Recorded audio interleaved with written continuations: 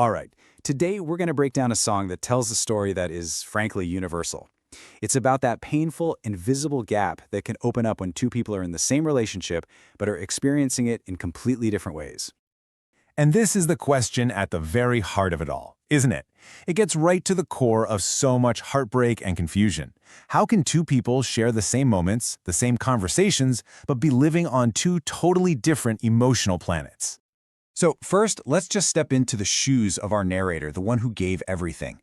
This is a story of complete and total devotion, pouring every single piece of yourself into another person only to feel like you're completely invisible. Right from the jump, there was zero hesitation. This wasn't some gradual, slow burn thing. Nope, it was an immediate, all-consuming commitment. Every single thought, every breath, it was all for this person. And this metaphor, wow, it is so powerful. Christa isn't just a part of the narrator's world, she is the world.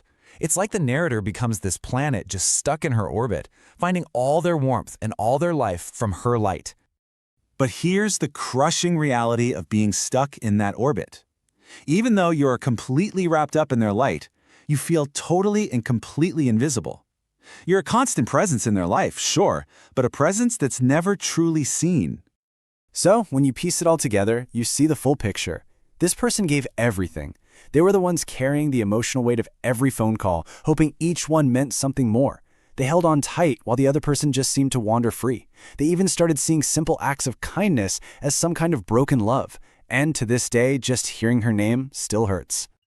But just when you think you've got it all figured out, the entire narrative is about to pivot. Because every single ounce of that pain we just talked about is about to be seen through a completely different lens. So now we get to hear from Christa. And her truth, well, it doesn't just add a little context, it completely reframes the entire relationship. You know, this line right here, this is her entire defense summed up in one sentence. Christa sees the passion, she sees that fire, but she's saying, whoa, I never intended to start that.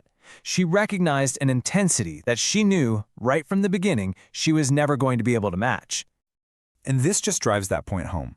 From her point of view, she was crystal clear from day one. She wasn't looking for some grand, sweeping romance. She told him what she needed was something calmer, something peaceful. The real tragedy here is that message it didn't quite land. So if you look at it from Christa's side, she's thinking, I never asked for this intense emotional race. She appreciated the kindness, she leaned on what she saw as a friendship, but she had no idea about the heavy emotional weight the narrator was attaching to everything. And here's the most important part. She just couldn't fake feelings that weren't real. Okay, so we've laid out both sides. And you start to see that this isn't some simple story of a villain and a victim. It's a story about a massive and truly tragic misunderstanding.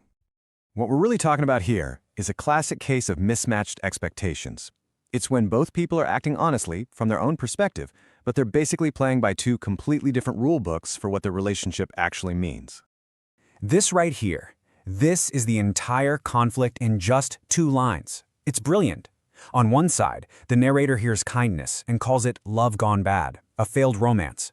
But on the other side, Christa sees the narrator's love and just calls it care, like a supportive friendship. They were speaking 2 completely different emotional languages, and neither of them even knew it. So where does that leave our narrator? Are they just trapped in that pain forever? Well, no.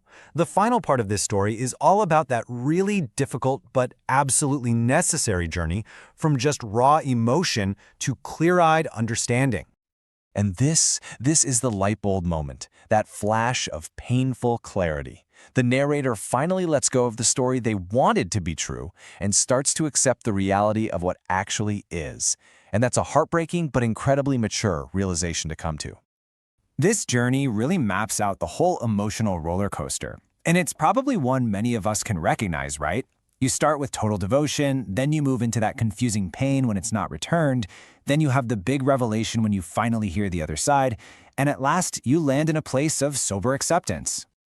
And really, the big takeaway here isn't about pointing fingers or figuring out who was right and who was wrong. It's about how incredibly hard, but also how absolutely necessary it is to see a situation for what it truly is, not just what we wish it could be. And that leaves us with one last, kind of tough question to chew on. When two people are living in two totally different stories, can you really assign blame to anyone?